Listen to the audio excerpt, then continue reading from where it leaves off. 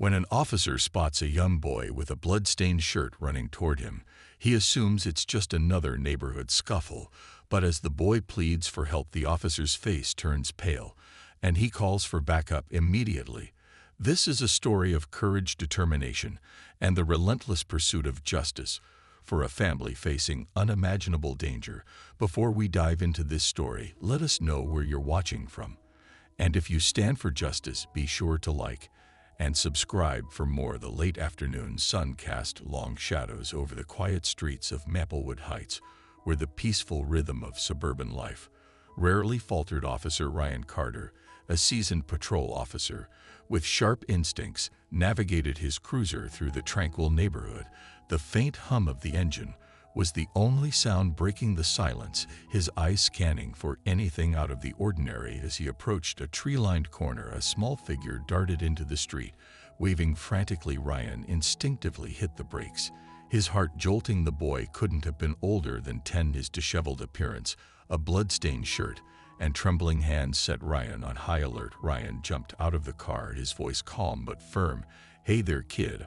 Are you hurt?" The boy's chest heaved as he gasped for breath, his eyes darting nervously toward a nearby row of houses. "Officer, please, you have to help me," he cried, his voice cracking with desperation.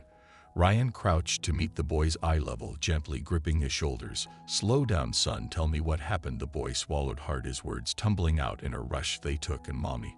When we were playing outside, the men with masks, and they hurt Daddy." He's not moving, his voice broke, and tears streamed down his dirt-smudged face. Ryan's stomach clenched. This wasn't a case of a lost child or a simple domestic dispute. This was something far darker. "What's your name?" Ryan asked, keeping his tone steady. Jake Harper." The boy stammered, his gaze flicking over his shoulder, as though expecting someone to emerge from the shadows. "Okay, Jake, I need you to breathe. Are you hurt?" Ryan's eyes scanned the crimson stains on the boy's shirt and the dried streaks on his hands. Jake shook his head quickly. No, Daddy told me to hide, but when I came out he wasn't moving anymore, and he was bleeding." His voice dropped to a whisper. "I heard them say they'd come back for me." Ryan's pulse quickened, the urgency, and Jake's words was palpable. "And there was no time to waste. Get in the car," Ryan said firmly, opening the passenger door. "We're going to your house." As Ryan sped toward the Harper residence, Jake clutched the seat belt tightly, his knuckles white. The boy's wide, frightened eyes stared straight ahead, his breathing uneven. "Jake, I need you to tell me everything you can remember," Ryan said, keeping his voice calm but focused. "There were 3 of them." Jake began, his voice shaking. "One of them had a deep voice, and he kept yelling at Mom to shut up and get in the van. Dad tried to fight them, but they hit him." Ryan glanced at Jake. "Did you see anything else? A car? What color? What kind?" Jake nodded quickly. "A black van. It was big with dark windows." Ryan made a mental note, his mind already piecing together what little information he had. "Jake, you were really brave to run and get help. We're going to find them, okay?" Jake didn't respond, his gaze fixed on the passing houses. "Do you think Dad's okay?" he asked softly, his voice barely audible. Ryan hesitated for a split second, choosing his words carefully. "I don't know, but I promise I'll do whatever I can to help." The suburban street was unnervingly quiet as Ryan Carter pulled his patrol car into the driveway of the Harper residence. The modest house sat cloaked in the golden hues of early evening, its peaceful facade sharply contrasting the tension that churned inside Ryan's chest. He exited the car, quickly scanning the property. The front door was ajar, the faint creak of its hinges moving with the breeze. "Jake, stay here," Ryan instructed firmly, glancing at the boy in the passenger seat. Jake clutched his knees to his chest, his tear-stained face a mask of worry. "I'll check inside. Stay where I can see you." Jake nodded hesitantly, his small hands gripping the seatbelt as though it might anchor him. Ryan approached the house cautiously, his hand hovering near his holstered weapon. The disarray inside the house became evident as soon as he crossed the threshold. The living room was a wreck, overturned furniture, a shattered lamp, and picture frames strewn across the floor. A coffee table had been shoved into the corner, one of its legs splintered, blood smears. LED from the center of the room toward the staircase. "Peter," Ryan called out, his voice steady despite the rising dread in his chest. "This is Officer Ryan Carter. If you can hear me, call out." A faint groan broke the silence. Ryan followed the sound to the base of the stairs, where Peter Harper lay sprawled on the floor. His shirt was stained with blood, and a gash on his forehead oozed fresh crimson. Ryan dropped to a knee, quickly checking for a pulse. Relief washed over him when he found one, though it was faint. And 3 dispatch. "This is Officer Carter," he said into his radio. "I have an unconscious adult male with head trauma at 148 Maplewood Drive, requesting immediate medical assistance and additional units." After confirming Peter was breathing, Ryan carefully stood and scanned the room for signs of further danger. The house was silent save for the faint hum of the refrigerator in the kitchen. He cleared each room on the ground floor, ensuring no one else was present before returning to the living room. Stepping outside, he called to Jake. "Jake, it's safe for now. Paramedics are on their way to help your dad. Stay here. I'll be right back." Jake hesitated, but nodded, his eyes darting nervously toward the house. Ryan re-entered and took a closer look at the living room. His gaze landed on a crumpled piece of paper wedged under the edge of the overturned coffee table. He retrieved it carefully, his stomach sinking as he read the hastily scrolled message. $500,000. No cops 48 hours, or you'll never see them again. The stark simplicity of the note chilled him. It wasn't just a random act of violence. It was deliberate, calculated. The sound of approaching sirens broke the eerie quiet outside. Moments later, 2 patrol cars and an ambulance pulled into the driveway. Ryan stepped outside to brief the arriving officer. "Male victim inside, unconscious but alive," Ryan explained. "The boy says 3 masked men took his mother and sister. They left behind this." He held up the ransom note. One of the officers, a younger man named Martinez, whistled low. "Targeted abduction. Do we know why?" "Not yet," Ryan replied grimly. "Start canvassing the neighbors. See if anyone saw or heard anything unusual. We're looking for a black van, likely used for the getaway." Inside, the forensic team got to work methodically documenting the chaotic scene. One of the techs crouched near the front door, inspecting a faint muddy footprint on the hardwood floor.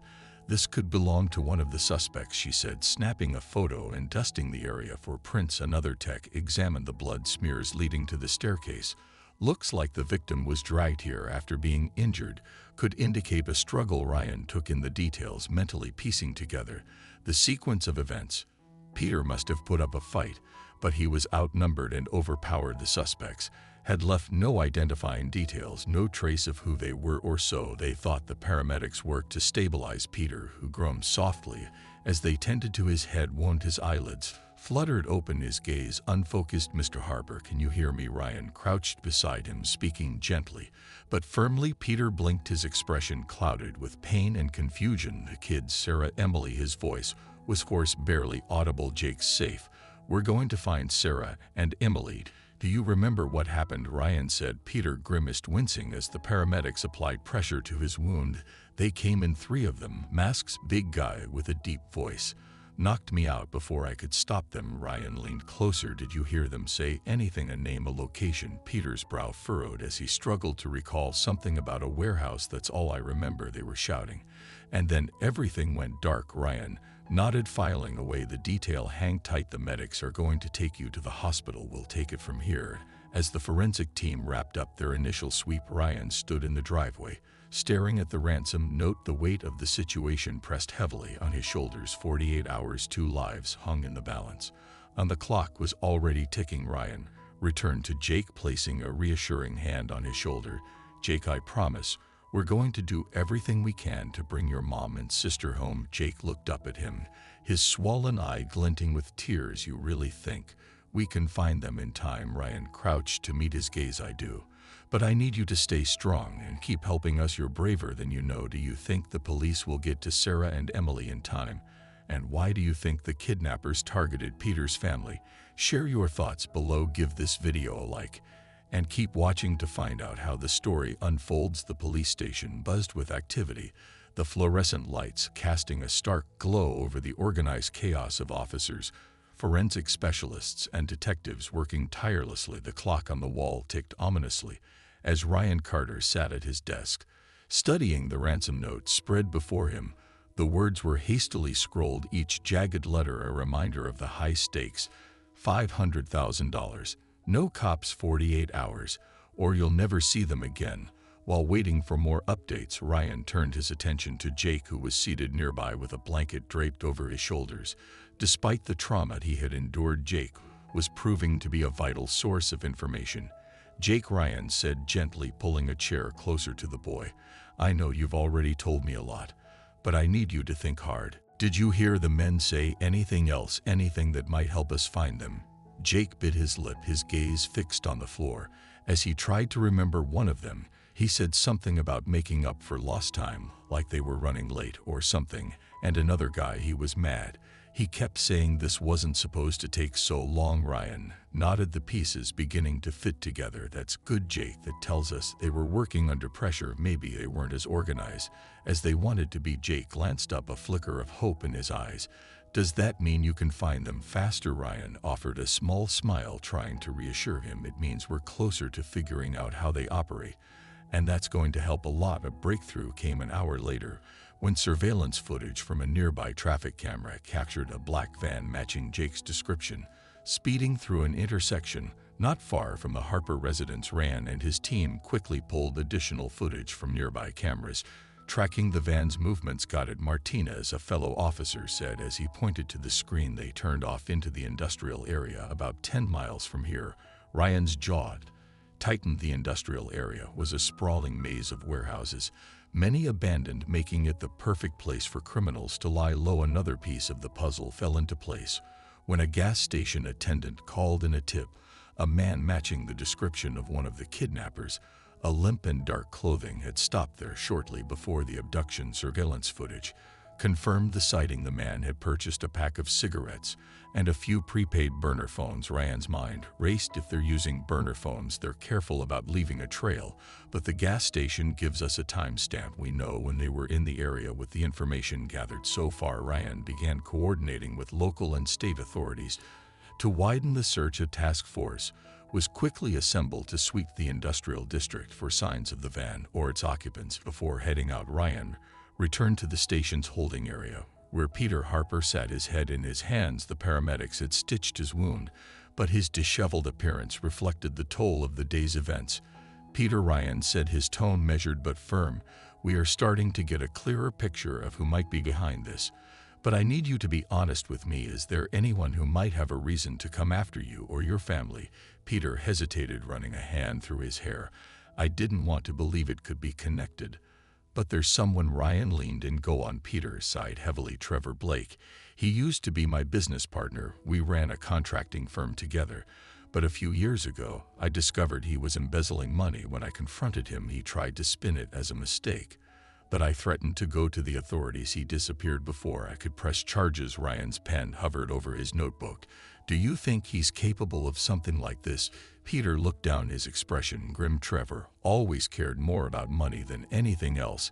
If he thought he could use this to get revenge or extort me, I wouldn't put it past him."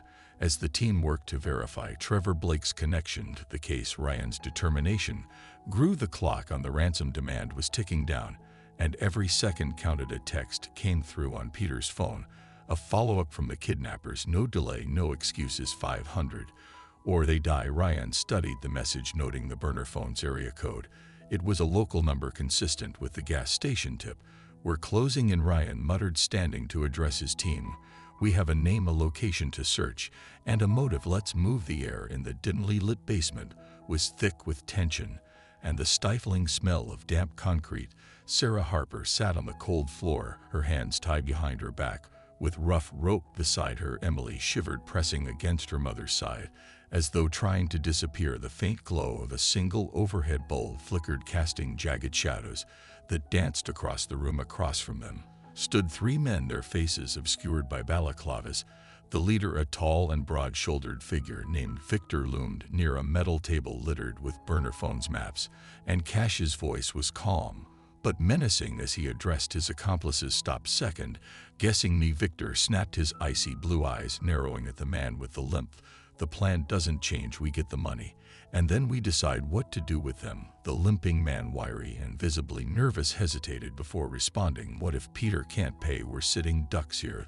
The longer we wait, the more likely the cops are on us." Victor slammed his fist on the table, the sound echoing off the walls. "You think I didn't plan for that? He'll pay men like him Always do. The third man, stocky with a perpetual scowl, grunted in agreement. Besides, it's not like we're leaving witnesses, he muttered, casting a glance at Sarah and Emily. Emily flinched at the words, her small hand gripping her mother's sleeve tightly. Sarah forced herself to remain calm, her mind racing as she analyzed the situation. Every detail mattered: the men's dynamic, their words, their movements.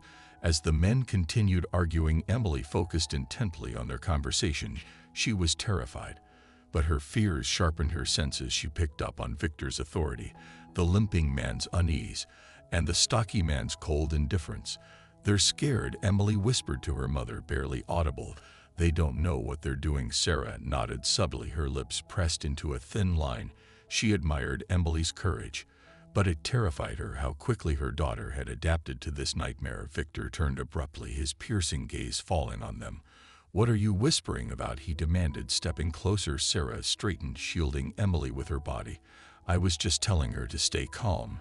She's a kid, for God's sake, you've already done enough. Victor sneered, but didn't respond. He returned to the table, muttering under his breath about the importance of staying focused. Hours passed, the tension in the room growing heavier with each minute.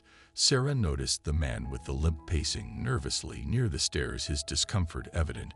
She decided to take a chance. Hey, she said quietly, her voice steady despite the pounding of her heart. The man turned, his posture defensive. What do you want? You don't look like you want to be here. Sarah continued, keeping her tone calm. I can see it in your eyes. You don't have to do this. Let us go, and I won't tell anyone about you. You can walk away from this.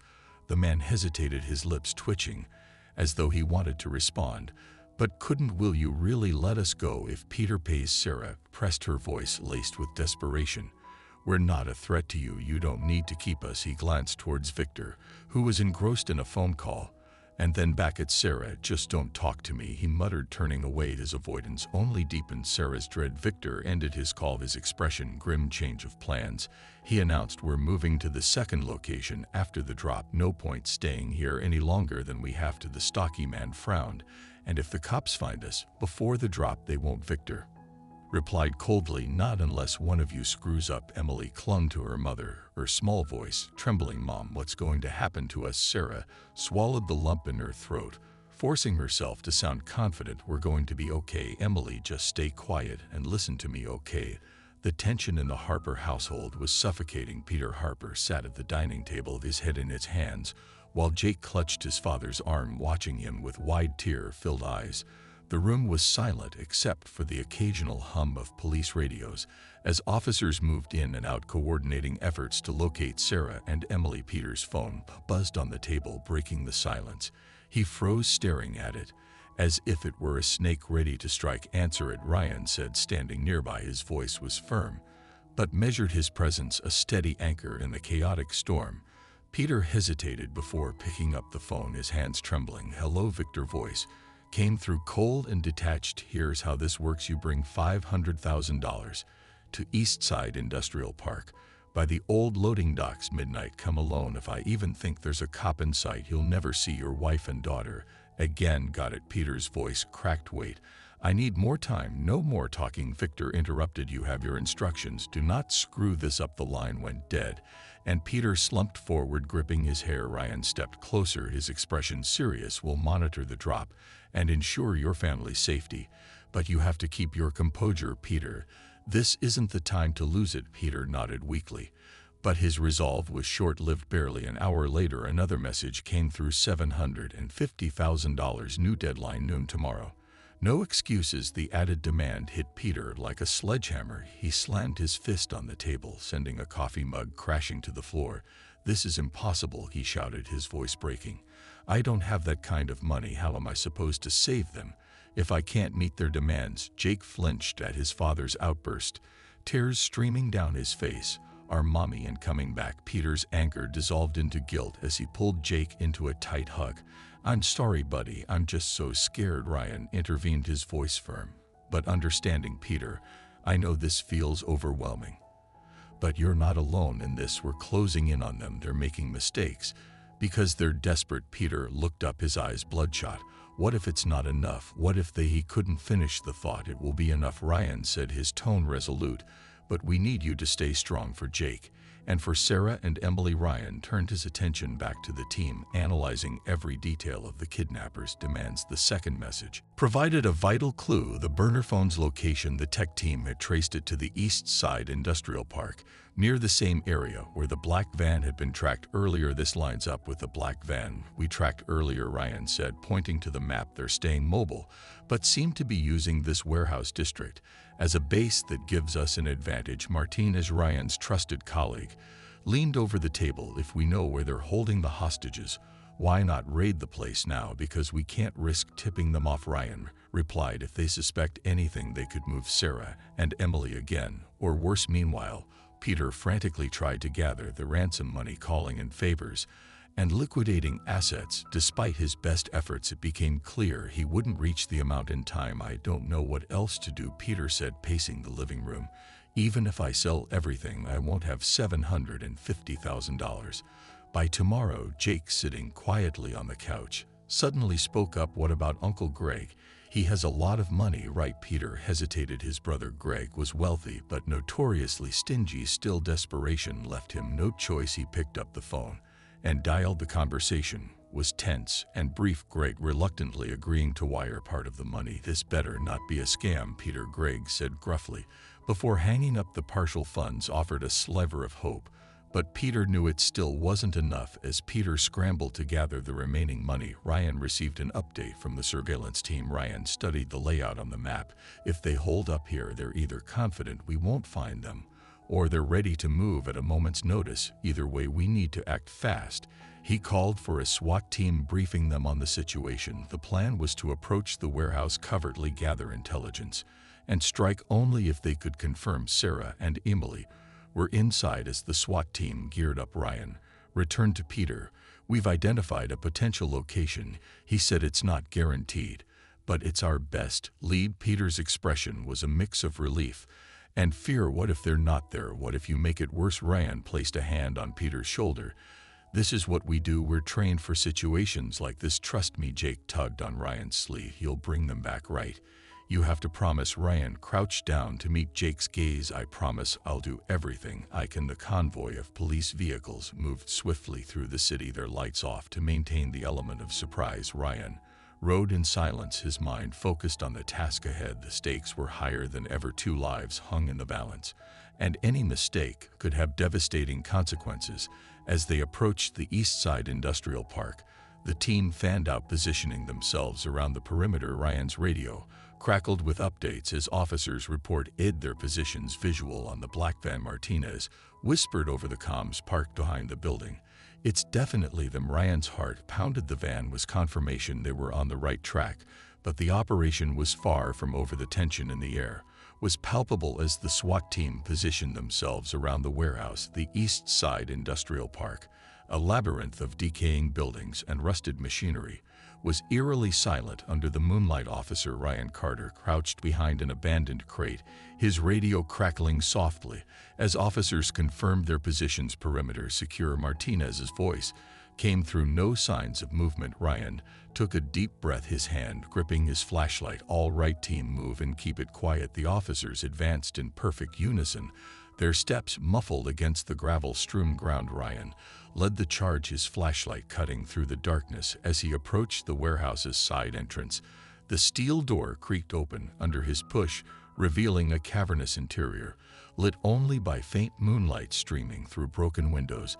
The warehouse smelled of oil rust and stale cigarette smoke. The faint glow from a single overhead bulb illuminated a scattering of discarded items, cigarette butts, fast food wrappers, and coil of loose rope piled haphazardly on the floor. They were here recently, Ryan muttered, his eyes scanning the scene. The SWAT team fanned out methodically, checking every corner of the warehouse. An officer called out, no sign of the hostages. Ryan's jaw clenched as he examined the ropes. They were frayed at the ends, suggesting they had been cut hastily. His flashlight illuminated a few scattered footprints in the dust, leading toward a rear exit. They anticipated this, Martinez said, his voice heavy with frustration. They knew we'd come. Ryan nodded grimly. They didn't just leave, they left in a hurry. Check everything. If they made a mistake, We'll find it. The forensic team arrived within minutes, setting up equipment to analyze the scene. A technician knelt by a set of faint tire tracks near the rear exit, shining a light on the disturbed gravel. 2 vehicles, she confirmed, taking measurements. Ying to divide our resources, make it harder to track them. They know the clock is ticking, and they're playing it to their advantage. Nearby, another officer found an empty gas can, its nozzle still reeking of fuel. Looks like they refueled here. They're planning for the long haul. As the team continued scouring the warehouse, Ryan's radio buzzed. Carter, you need to see this. An officer at the station reported back. At the command center set up near the warehouse, Peter was seated with Jake, his phone in his trembling hands. The screen displayed a new text message from the kidnappers. We warned you, no cops. Peter's face twisted with frustration and despair as he slammed the phone down on the table. They're playing games. How am I supposed to get the money if they keep moving the goalposts? Jake, wide-eyed and silent, clung to Peter's arm. Ryan crouched beside Peter, his voice calm but firm. This isn't a game to them, it's control. That they're leaving breadcrumbs, and we're following them. We'll find them. Peter looked unconvinced. You're running out of time. Just like I am. Ryan stood, forcing himself to push aside his frustration. The kidnappers' psychological tactics were working, and he couldn't afford to let them rattle him. As the forensic team combed through the warehouse, an officer called out, Detective Carter, you need to see this. Ryan hurried over, finding the officer examining a crumpled piece of paper wedged beneath a metal shelf. It appeared to be a scribbled set of directions, with Dock 177 circled prominently. Ryan's pulse quickened. This could be at the docks. Makes sense. They'd provide a discreet location, and it's easy to move from there if things go sideways. The officer nodded. There is more. We found tire tracks outside that lead toward the port, and the tread matches the black van. Ryan carefully folded the paper and placed it in an evidence bag. He turned to Martinez. Notify the Port Authority. We'll need surveillance footage and a team to sweep the area. Martinez glanced at the map spread across the table. Dock 17 is near the edge of the industrial zone. It's remote but not impossible to cover. Good, Ryan replied. Let's not waste time. Get the SWAT team ready to move. As midnight approached, Ryan and his team arrived at the port, their vehicles dispersing to cover as much ground as possible. The area was a maze of derelict buildings, their rusted doors and broken windows creating an ominous landscape under the pale moonlight. Officers fanned out their flashlights, cutting through the darkness as they began methodically searching each structure. Ryan allied to one of the teams, his grip tight on his radio as he issued updates. Stay sharp, he warned. They're smart but desperate people. Make mistakes. Let's find them. The port was a sprawling labyrinth of warehouses, storage units, and abandoned buildings under the cover of night. Ryan Carter stood with his tactical unit, watching the live surveillance footage from nearby businesses. The grainy video showed a black van pulling into Dock 17 just hours earlier. The footage confirmed what they feared. 2 individuals, bound and gagged, were dragged out of the van and taken into a dilapidated boathouse. Ryan's jaw tightened as he studied the screen. That's them, he said, his voice low but resolute. Sarah and Emily Martinez, standing beside him, nodded. The building's layout gives them the advantage. Limited windows, a single main entrance, and surrounded by water on one side, which means they'll see us coming if we're not careful, Ryan replied. He turned to the assembled team, his tone firm. We go in quiet, keep the element of surprise.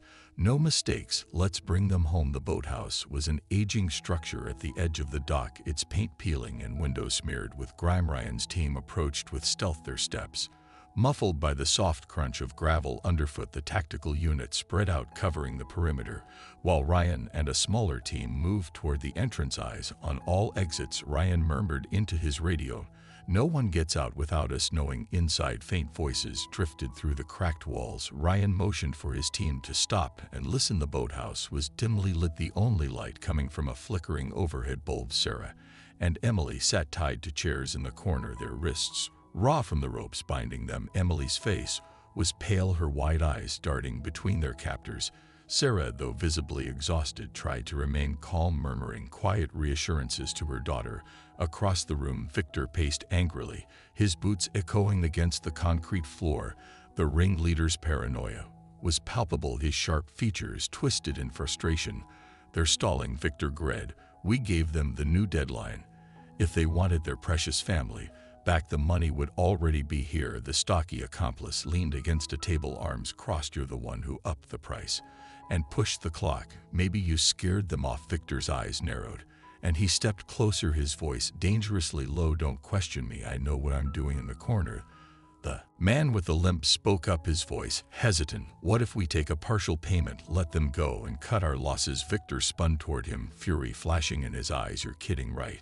We've come this far, and you want to fold? Are you stupid or just scared? The limping man flinched under Victor's glare, but pressed on. Look around, Victor. The longer we stay, the more we risk. You think Peter doesn't have the cops crawling all over this by now? Outside, Ryan and his team moved swiftly but silently. The tactical unit had split into two groups, one to secure the perimeter and prevent any escape, the other to breach the boathouse. Ryan led the latter, his heart pounding as they approached the building. Through a night vision scope, an officer scanned the interior. Through a small gap in the window, visual on two captives, no immediate threats near them. He whispered. Ryan's voice came through steady over the comms. Copy that. Hold positions. We wait for my signal. From their vantage point, they could hear muffled voices from inside. Victor's anger was evident, though the words were unintelligible. Ryan took a deep breath, weighing the risks. If Victor was paranoid, any noise or misstep could escalate the situation and put Sarah and Emily in even greater danger. From her chair, Sarah watched the exchange intently, her mind racing. She had seen how the man with the limp avoided looking at her and Emily directly. There was doubt in his eyes, and she wondered if it might be an opening. Please, she said softly, her voice cutting through the tension. Both men turned to her. You don't have to do this. Let us go, and I promise Peter will do whatever he can to make this right. No one has to get hurt. Victor snorted, taking a step closer to her. You think I'm stupid enough to trust a promise? I've been screwed over enough times to know better. Sarah held his gaze, refusing to show fear. And do you think this ends well for you? If you keep us here, you're out of time. Victor, whatever money you think you'll get won't be worth what happens next. Victor grabbed a nearby chair and dragged it across the room, sitting directly in front of Sarah.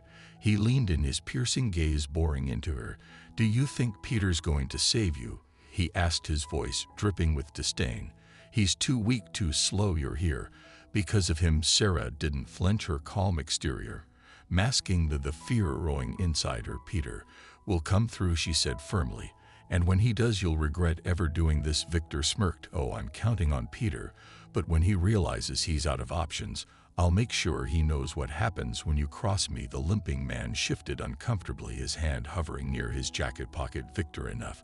This isn't helping anyone. Victor shot him a warning look. You don't give the orders here. Do your job and keep quiet. Emily whimpered softly, drawing Victor's attention. What's wrong, kid? Scared? He sneered. Sarah instinctively leaned forward, her voice steady but firm. Leave her out of this. Your problem is with us, not her. Victor laughed humorlessly, touching. But you don't make the rules here. The moonlight reflected off the rippling water near Dock 17 as Ryan Carter adjusted his tactical headset, watching the boathouse from a concealed position. The faint sounds of raised voices carried through the still night air, confirming that the kidnappers were still inside. His team was poised, their weapons drawn, ready to act at his command positions. Confirmed. Martinez's voice crackled over the comms. Perimeter secured. We're good to go. On your mark. Ryan took a deep breath, the weight of the moment heavy on his shoulders. He glanced toward the boathouse, its decrepit exterior hiding the chaos within. Stand by for breach, he instructed, his voice steady despite the tension. On my count, 3, 2, 1. Move. The door to the boathouse burst open with a thunderous crack as the SWAT team stormed inside, flashbangs disorienting the kidnappers.